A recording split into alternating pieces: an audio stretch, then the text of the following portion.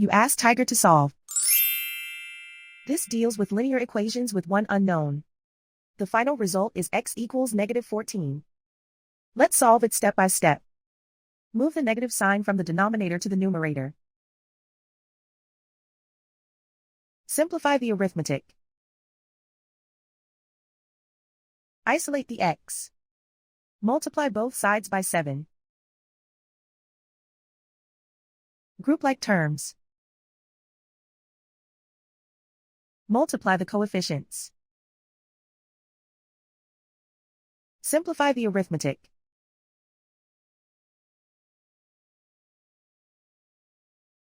Convert the x into a positive number. Multiply both sides by -1. Remove the ones. Simplify the arithmetic. And so the final result is x equals -14.